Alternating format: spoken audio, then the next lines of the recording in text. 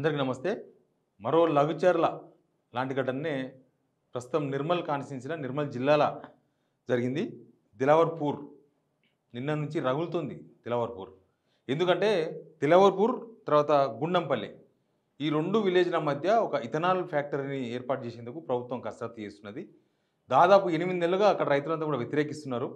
నిన్న 11 గంటలు ఉదయం 11 నుంచి రాత్రి 11 వరకు 12 గంటల పాటు మొత్తం పిల్లలు పాపలు ఇంట్లో ఉన్న ముసలాళ్ళు అందరూ వచ్చి నేషనల్ హైవే 61 పైన దివాలర్పూర్ హైవే అంటారు దాన్ని. ఆ హైవే పైన కూర్చొని నిరసన తెలిపినారు. తర్వాత ఈరోజు కూడా నిరసన కొనసాగుతున్నది. ఇప్పటికీ నిరసనలో ఉన్నారు వాళ్ళంతా. నిన్న ఆర్డీఓ అక్కడికి పోతే మహిళా ఆర్డీఓ అక్కడికి పోతే ప్రజలు తీవ్రమైన ఆగ్రహం వ్యక్తం చేసినారు. మనకు కనిపిస్తున్న ఈ ఫోటో నిన్నటిదే.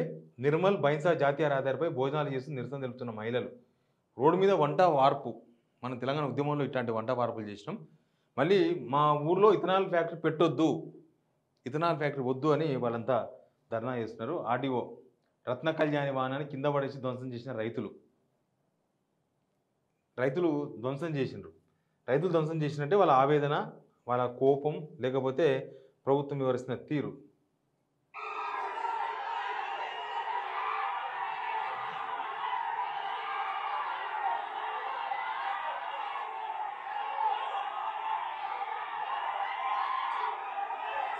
ఇక్కడ రెండు విషయాలను మనం ప్రస్తావించుకోవాలి. ఒకటి, ఇక్కడ కలెక్టరు ప్లస్ ఆర్డీఓ పైన దాడి జరిగింది. కలెక్టర్ పైన రైతులందరూ ఆగ్రహంతో వాళ్ళ కలెక్టర్ మీదకి పోయారు లగచర్లలో. అక్కడ భూసేకరణ. వీడికి వస్తే ఈడ ఇథనాల్ ఫ్యాక్టరీ పెట్టొద్దు అని ఆ లోకల్ వాళ్ళు 8 నెలల నుంచి పోరాటం చేస్తున్నారు. 8 months. కాంగ్రెస్ ప్రభుత్వం రాకముందు ఇదే కాంగ్రెస్ ఈ ఇథనాల్ ఫ్యాక్టరీలు పెట్టనీయం, మేము మీకు మద్దతుగా ఉంటామని ఇక్కడ మక్తల్ దగ్గర, జగిత్యాల దగ్గర ప్లస్ ఇక్కడ ప్రతి దగ్గర వాళ్ళు మాట ఇచ్చారు ఇథనాల్ ఫ్యాక్టరీలు పెట్టనీయమని. అధికారంలోకి వచ్చిన తర్వాత ఇథనాల్ ఫ్యాక్టరీల కోసం వీళ్ళు అభిప్రాయ సేకరణ చేయడం, భూసేకరణ కోసం. తర్వాత ఇథనాల్ ఫ్యాక్టరీ పెట్టడం అంటే ఆ ఏరియా మొత్తాన్ని కూడా కాలుష్యం చేయడం అన్నమాట.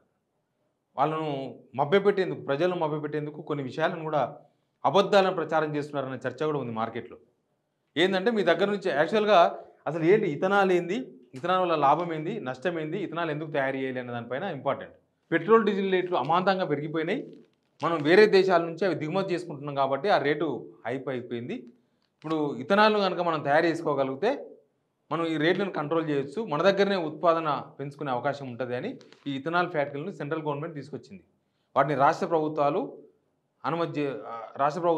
వాటిని అమలు చేస్తున్నాయి. అందులో భాగంగానే ఇప్పుడు ఆ దిలావర్పూర్ దగ్గర ఈ ఇథనాల్ ఫ్యాక్టరీ పెట్టే ప్రయత్నం నడుస్తుంది. దీనివల్ల లాభం ఏముందో కానీ నష్టం, తీవ్రమైన నష్టం కనిపిస్తుంది. ముందు 1 లీటర్ ఇథనాల్ తయారు చేయడానికి 3000 లీటర్ల నీళ్లు కావాలి, నీళ్ళ ఖర్చు కావాలి. ఇప్పుడు ఈ దివాల్పూర్ దగ్గర కనుక ఇథనాల్ ప్రాజెక్ట్ పెడితే అక్కడ ఉన్న ఊర్లు, గ్రామాలు మొత్తం పొల్యూటెడ్ గ్రామాలుగా మారిపోతాయి. భూగర్భ జలాలు కూడా కాలుష్యంగా మారే అవకాశం ఉందని పర్యావరణవేత్తలంతా కూడా చెప్తూ ఉన్నారు. ముఖ్యంగా నీళ్లు పక్కనే గోదావరి ఉంటుంది మన దగ్గర. ఇప్పుడు ఎక్కడైతే ఈ దిలావర్పూర్ గ్రామ ప్రజలు మాకొద్దు ఈ ప్రాజెక్ట్ వద్దని చెప్తున్నారో పక్కనే గోదావరి ఉంటుంది. ఆ గోదావరి అంతా కూడా కాలుష్యంగా మారిపోయే అవకాశం ఉంటుంది. ఆ గోదావరి మొత్తం నీళ్ళంతా పొల్యూటెడ్ అయిపోతాయి. ఆల్రెడీ ఆ పక్కనే ఉన్న మహారాష్ట్రలో ఉన్న ఒక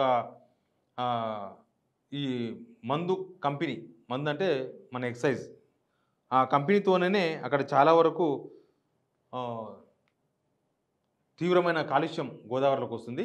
ఇప్పుడు ఈ కంపెనీ పెట్టడం వల్ల, ఇథనాల్ కంపెనీ పెట్టడం వల్ల ఇంకా ఎక్కువ పొల్యూటెడ్, ఆ నీళ్ళంతా కూడా పొల్యూటెడ్ అయ్యే అవకాశం ఉందనేది ప్రధానమైన చర్చ. దాంతోపాటు ఆ లోకల్గా పండే పంటలు, ఆ పంటలను కూడా తీవ్రంగా పొల్యూటెడ్ అయితే ఎయిర్ పొల్యూషన్ వస్తుంది, వాటర్ పొల్యూషన్ అయితే అనేది అందరూ వ్యతిరేకిస్తున్నది. ఇంకోటి ఏంటంటే ఇక్కడ గ్రామాల ప్రజలు, ఈ దిలావర్పూర్ గ్రామ ప్రజలు ఇక్కడ మక్తల్ దగ్గర 2022లో ఏర్పాటు చేసిన ఒక ఇథనాల్ ఫ్యాక్టరీ ఉంది. అక్కడ ఇథనాల్ ఫ్యాక్టరీ దగ్గరికి పోయి దాన్ని చూసి వచ్చినారు. ఏంది పరిస్థితి, నిజంగానే ఇథనాల్ ఫ్యాక్టరీ పెడితే చాలా లాభాలు ఉంటాయా? ఎందుకంటే ఈ ప్రైవేట్ వాళ్ళు ఎవరైతే ఇథనాల్ ఫ్యాక్టరీ పెట్టాలనుకుంటున్నారో ప్రైవేటు మేనేజ్మెంట్స్ రైతులను బుజ్జగించే ప్రయత్నాలు చేసిండ్రు. ఏంటంటే మేము ఫ్యాక్టరీ కనుక పెడితే మీ దగ్గర నుంచి మేము మీ పంట ఉత్పత్తులు మేము కొంటాం. ఒకప్పుడు చెరుకుతో మాత్రమే ఆ మొలాసిస్ తయారు చేసి అక్కడ నుంచి ఇథనాల్ తయారు చేసేవాళ్ళు. ఇప్పుడు చెరుకు పంటలు లేవు ఎక్కువగా, అదంతా తగ్గిపోయింది క్రాప్ కాబట్టి ఆలుగడ్డలు తర్వాత మిగతా అన్ని రకాల పంటలు జొన్నలు అట్లాంటి పంటలు వేసి ఆ పంటల నుంచి ఇథనాల్ తయారు చేసే ప్రయత్నాలు నడుస్తున్నాయి. ముఖ్యంగా చెరుకు ఎక్కువగా సేకరించే అవకాశం లేదు కాబట్టి చెరుకు తర్వాత మొక్కజొన్నలు, ఆలుగడ్డలు, వెదురు ఇట్లా ఇతర పంటలతోన ఆహార ధాన్యాల నుంచి ఇథనాల్ ఉత్పత్తి చేస్తాయి. ఈ ఉత్పత్తికి సంబంధించి మీ దగ్గర నుంచి మేము జొన్నలు కొంటాం, మీ దగ్గర నుంచి ఆలుగడ్డలు కొంటాం, మీ దగ్గర నుంచి వెదురు కొంటాం, మీరు చెరుకు పండిస్తే చెరుకు కూడా కొంటాం అని చెప్తున్నారు. కానీ ఇక్కడ మక్తల్ దగ్గర 2022లో ఏర్పాటు చేసిన ఇథనాల్ ఫ్యాక్టరీ వాళ్ళు కూడా స్టార్టింగ్లో అట్టే చెప్పారంట అక్కడ రైతులకి. కానీ తర్వాత అసలు కొంటలేరు, అసలు ఆ రైతుల దగ్గర నుంచి కొంటలేరు. పైనంగా వాళ్ళు ఊహించిన దానికన్నా ఎక్కువ పొల్యూషన్ అయిపోయి అక్కడ కూడా ఉద్యమాలు జరిగినాయి. ఎలక్షన్స్ ముందు మక్తల్ దగ్గర ఆ ఫ్యాక్టరీ ఎత్తేయాలి, తరలించాలి ఇక్కడి నుంచి అని చెప్పి ధర్నాలు చేసిండ్రు మక్తల్ కాన్స్టిట్యున్సీలో. అప్పుడు ఈ కాంగ్రెస్ వాళ్ళు అంత పోయి మద్దతు తెలిపినరు. అవును కరెక్టే, మీకు మేము మద్దతు తెలుపుతున్నాం, మీకు అసలు ఈ కంపెనీ ఇక్కడ ఉంచాం, కంపెనీని మొత్తం తీసేస్తాం, ఇథనాల్ కంపెనీ మన తెలంగాణలో వద్దని కాంగ్రెస్ మాట ఇచ్చారు. తర్వాత చూస్తే సిచ్యువేషన్ అంతా మారిపోయి ఇప్పుడు ఇట్లా అయిపోయింది.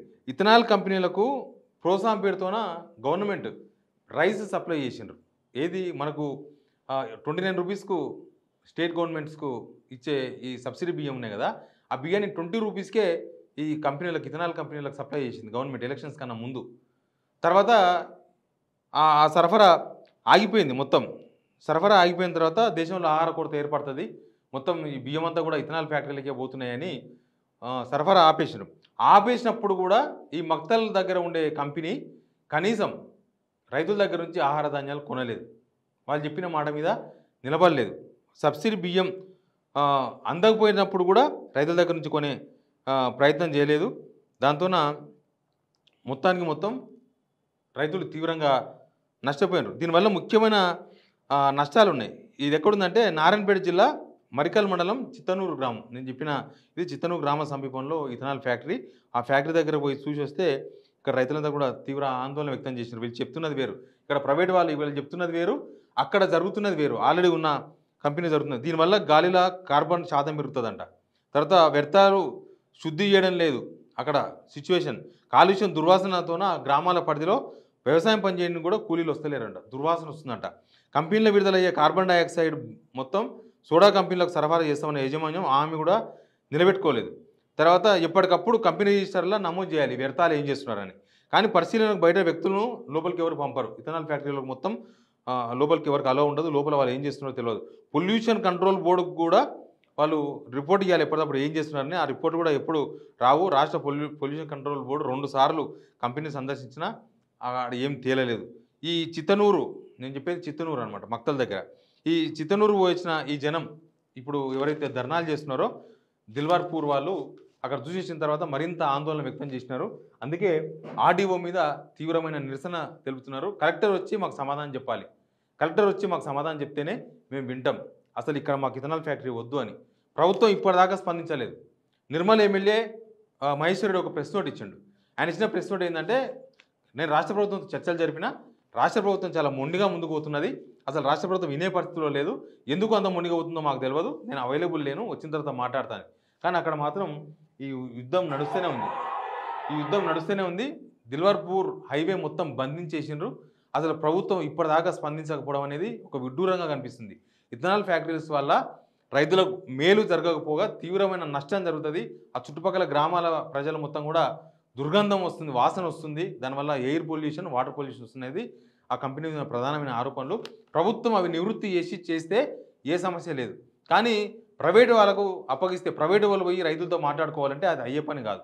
సేమ్ టైం ఈ ప్రభుత్వాలు సేమ్ కోడంగల్లో ఎట్లయితే రైతులు రెచ్చగొట్టే ప్రయత్నం చేసిండ్రో ఇక్కడ కూడా అట్లే రెచ్చగొట్టే ప్రయత్నాలు నడిచినాయి.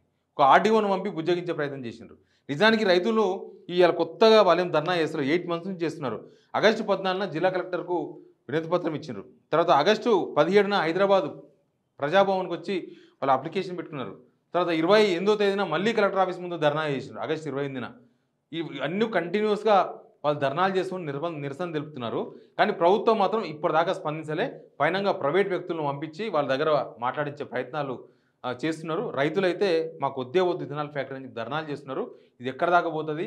ప్రభుత్వం రెస్పాండ్ అయితదా? ఇథనాల్ ఫ్యాక్టరీలు ఇదొక్కటే కాదు. మిగతా దగ్గర జగిత్యాల దగ్గర కూడా అదే గొడవ. మక్తల్ దగ్గర కూడా అదే గొడవ. మాకొద్దు అక్కడ పెట్టిన కంపెనీ తీసేయమని అడుగుతున్నారు. ఇట్లా తెలంగాణలో ఇథనాల్ ఫ్యాక్టరీలు వద్దు అని వాళ్ళందరూ అడుగుతున్నారు. ఏం జరుగుతుందో చూద్దాం. ప్రభుత్వం అయితే ముఖ్యంగా ఈ రైతుల విషయంలో చాలా తీక్షణంగా వ్యవహరిస్తున్నారు. రైతుల మాటలు పట్టించుకునే పరిస్థితుల్లో ప్రభుత్వం లేదు. ఏం జరుగుతుందో చూద్దాం. Please subscribe signal TV.